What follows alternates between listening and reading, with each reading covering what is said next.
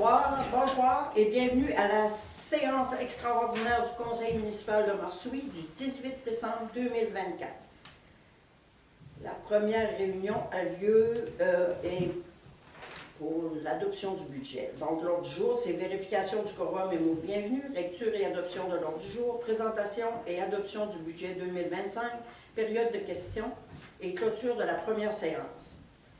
Et à 19h15, on aura la deuxième séance extraordinaire, dont les sujets sont adoption du règlement du budget 2025, dépôt des états financiers 2023, surveillance chantier par Tetra Tech, et cinquième programmation de la TEC, période de questions et clôture de la deuxième séance. Donc, ça me prendrait une proposition pour l'adoption de ces deux ordres du jour, s'il vous plaît.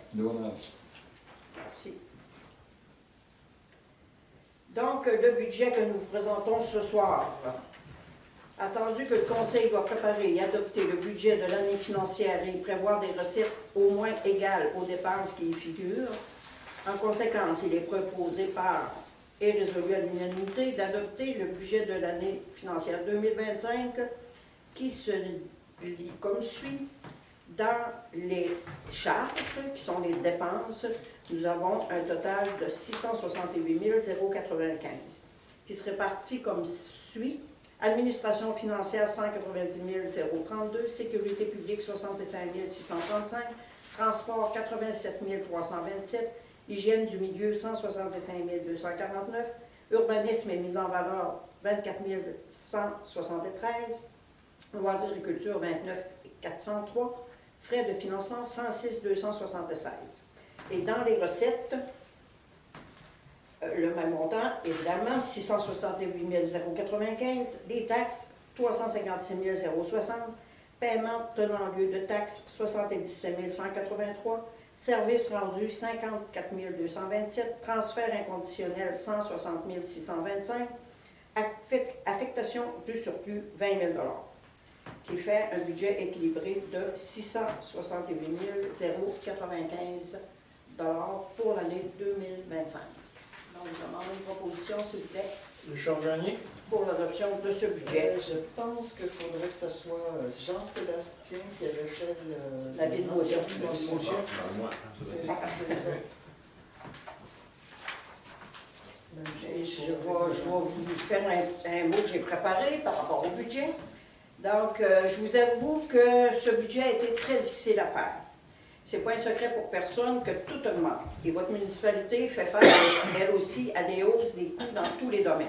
Électricité, diesel, matériaux, services professionnels, en comptabilité, en urbanisme, corps à la MRC, entente incendie, services policiers, etc.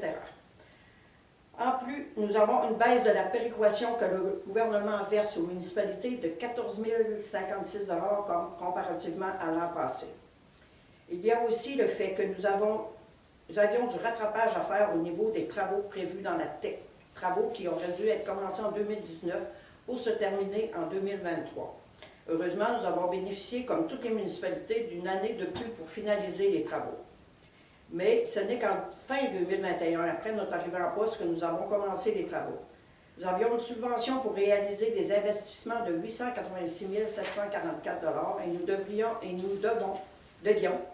maintenir un seuil, ça c'est notre part, d'investissement de 72 250 pour obtenir la contribution gouvernementale de 814 494. Il a fallu réaliser les travaux autorisés par le MAMACH selon les priorités à respecter en 2 ans environ. Et vous comprendrez bien que nous n'avions pas 800 000 en banque. Nous avons dû faire un emprunt temporaire pour lesquels nous devions payer des intérêts. Nous obtiendrons la subvention finale qu'en mars prochain. Donc, ce seront encore des intérêts qui s'ajouteront. Si ces dépenses avaient été échelonnées sur 4 ans, elles auraient été plus faciles à absorber. Pour la prochaine subvention dans ce programme, le prochain conseil aura 4 ans pour réaliser ses travaux. Ce sera plus facile à budgéter. Toutefois, cet argent nous a permis de réaliser plusieurs investissements importants sur notre réseau d'aqueduc et d'égouts. Nous avons remplacé les 3 pompes à la station de refoulement, une pompe aux stations de pompage. Nous avons effectué la mise à jour de notre plan d'intervention sur nos rues municipales avec une inspection des conduites d'égout et auscultation de la chaussée. Une autre exigence du ministère qui a coûté 95 000 $. La plus grosse dépense dans la TEC là, a été, vous le savez, pour le remplacement de la conduite d'eau potable dans la rivière qui avait près de 50 ans. Une facture de plus de 300 000 $.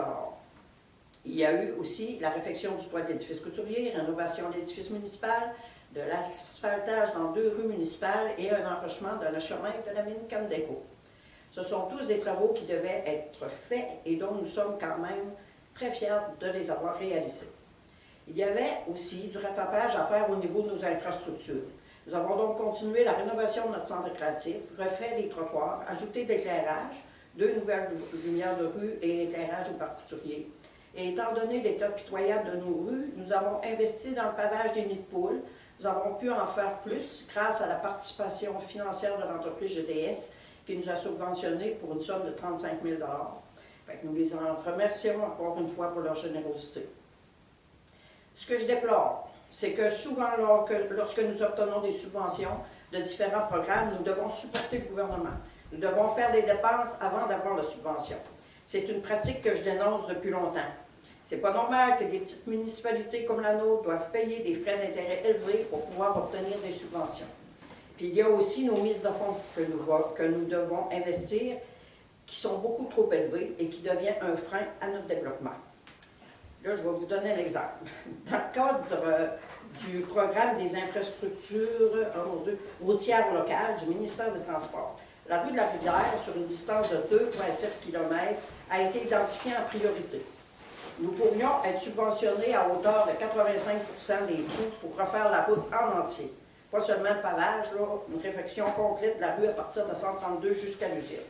On parle de plus d'1 million de dollars, même, qui serait peut-être à 2 millions. Là, fait qu'il nous faudrait débourser plus de 150 000 et même plus. C'est difficilement envisageable pour une petite municipalité comme la nôtre. On nous dit que nous pourrions effectuer des travaux par section, mais la dépense au final reste la même. Voilà un exemple des défis auxquels nous devons faire face. Le fait est également qu'il n'y a pas eu de hausse de taxes pendant 5 ans. Ça fait en sorte qu'il y a aussi là, un rattrapage à faire. Le calcul est pourtant simple, les dépenses augmentent, les revenus doivent augmenter aussi. Dans ce budget 2025, nous avons évalué les dépenses à leur strict minimum. Pas de hausse de salaire des élus ni des employés. Mais pour équilibrer le budget, nous avons dû quand même affecter 20 000 $ du surplus aux revenus. Le plus gros changement dans ce budget, c'est que nous sommes sur le point de conclure une entente avec le service de la municipalité de Saint-Maxime-du-Mont-Louis pour les services professionnels pour le traitement des eaux.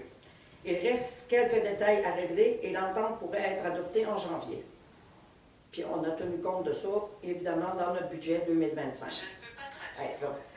Il y a aussi une autre solution, ne rien faire. Laisser aller nos infrastructures, nos routes. Offrir moins de services, fermer les lumières de rue, déneiger le moins possible. Mais je ne crois pas que c'est ce que veulent les contribuables. Vous êtes quand même satisfait du travail accompli, si j'en crois les nombreux commentaires positifs que je reçois régulièrement. Nous allons nous retrousser les manches, poursuivre notre travail, tenter de convaincre les gouvernements que d'aider les petites municipalités doit devenir une priorité. Voilà. On est maintenant rendu à la période de questions. Oui, c'est la prochaine réunion, on va adopter les... C'est ça, le budget va être sur le site Internet dès demain. Donc, si vous voulez des exemples, si vous voulez aller le lire en plus en détail, le feuillet, comme d'habitude, il va être le feuillet population, là, qui vous donne tout le budget, dans le fond, dans les détails, va être avec le compte de taxes, qui s'en vient malheureusement pour tous en février. Alors, il va être avec, mais il est disponible au bureau s'il y en a qui veulent le chercher, et sur le site web aussi, il va être sur, à partir de demain, dès qu'il va être adopté ce soir. Donc, là, c'est... Est-ce qu'on fait la clôture de la séance? Oui, on fait la clôture de la séance. Il n'y a pas d'autres questions? Je propose.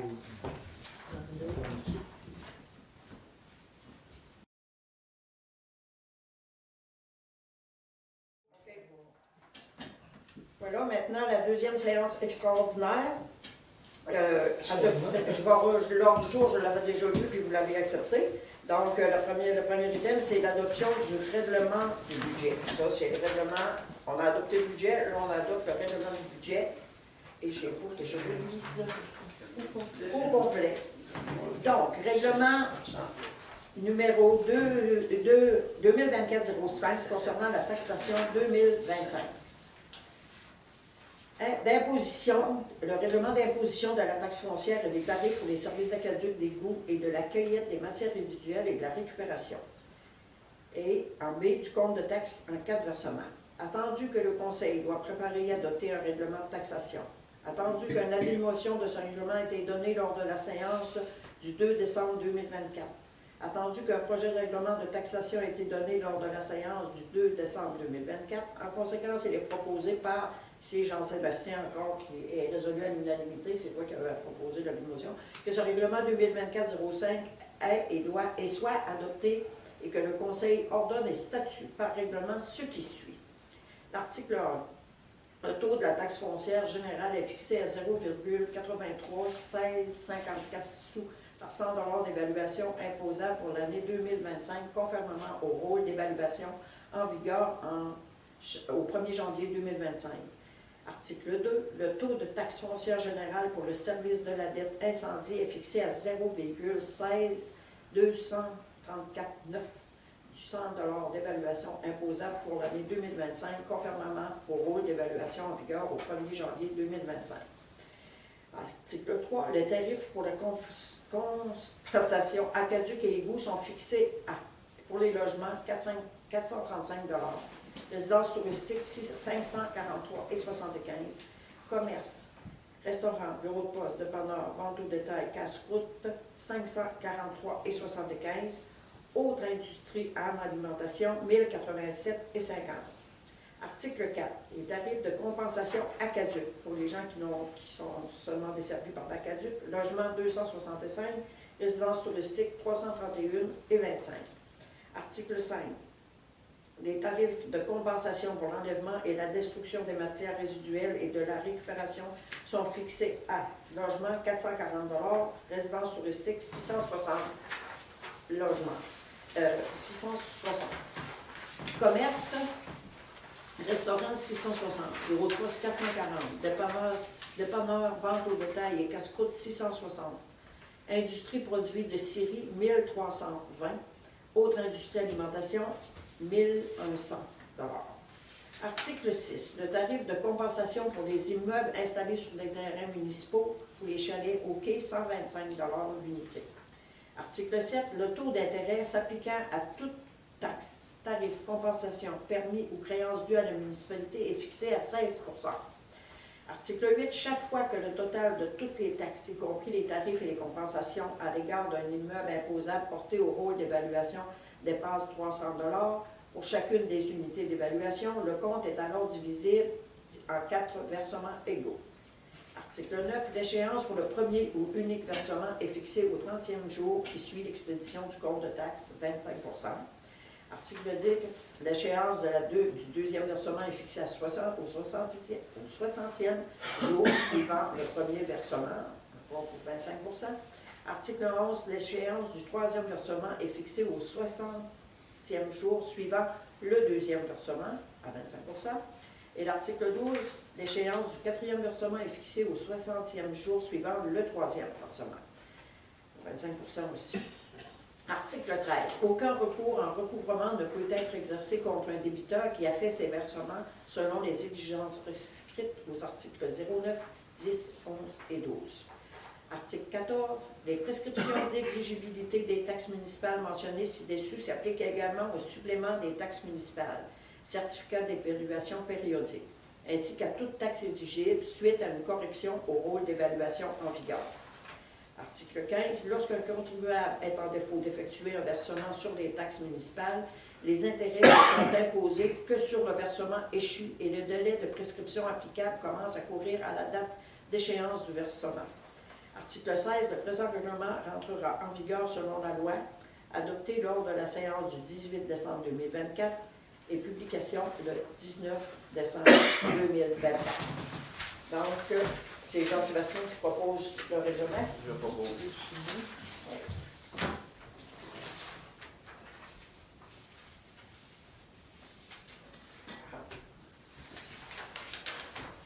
Donc, voilà. Dépôt des états financiers 2023. Alors, on a vu nos états financiers, on vient de les avoir. C'est la première fois que c'est aussi long. On va déjà commencer à préparer nos états financiers pour 2024. Donc, c'est des états financiers qui, en gros, je vous dis qu'on a un surplus pour l'année, un maigre surplus de 3 057 $. Et ça, on s'attendait à ça. Et on a un surplus accumulé en caisse de 113 783 $. Donc, c'est un dépôt de documents. Est-ce que ça prend une révolution? Oui. Probablement, oui. On va aller quelqu'un. Merci.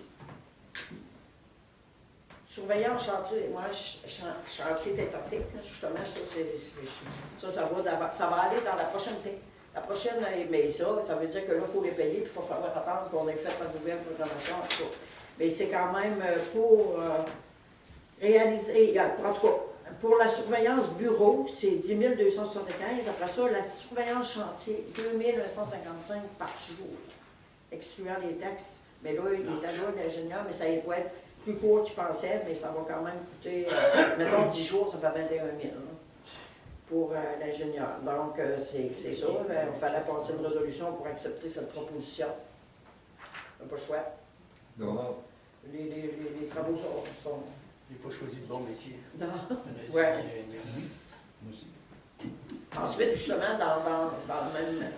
C'est la programmation finale de la TEC. Là. Ça veut dire que ça finalise la TEC 2019-2024. Donc, c'est ça. Là, c'est tout ce qu'on a déjà adopté avec des travaux à réaliser et réaliser. Mais là, vous voyez, c'est tous les travaux réalisés, c'est tous les travaux. Puis là, vous avez un détail des travaux qu'on a fait. Et voilà, fait qu'il fallait quand même, il faut passer une résolution aujourd'hui. Je vais l'envoyer tout de suite demain, fait qu'elle va pouvoir, la chargée de projet va pouvoir compléter tout le dossier, puis on va pouvoir envoyer ça pour faire la pétition. Dernier propos. Merci. On est déjà rendu à la période de questions. Fait que ça va être le temps de faire mes vœux. Oui. Oui, avant la clôture. Parce que j'ai pas fait... oui, j'ai pas fait... c'est pas long. Donc, c'est mes vœux du temps des fêtes. À vous tous, Jean de Marsuis, je vous souhaite un très, très joyeux temps des fêtes. Je vous souhaite de la santé, du bonheur et de la paix. De trouver un bel équilibre entre le travail et la famille. De penser aux autres, mais de penser à vous aussi. Et de saisir tous les petits moments de bonheur qui passent. Je remercie les membres du Conseil pour leur implication citoyenne. Je remercie nos employés, Serge et Louise également. Notre directrice générale, Anne, qui donne beaucoup à sa municipalité et à sa communauté. Nancy également, qui nous est toujours d'une aide si précieuse. Et je remercie tous les bénévoles du village qui le gardent vivant. Et vous tous, les gens de Marsuis, qui m'aidez à accomplir ma tâche de maire grâce à vos conseils, vos mots gentils et vos critiques constructives. J'ai une pensée spéciale pour nos aînés, que ce temps des fêtes vous apporte le bien le plus précieux, la santé. Et pour les personnes affaiblies par la maladie, je vous souhaite du courage, que la prochaine année vous apporte un peu de réconfort. Donc, bonne et heureuse année à tous et à l'année prochaine. Propos de clôture. On vous l'applaudit.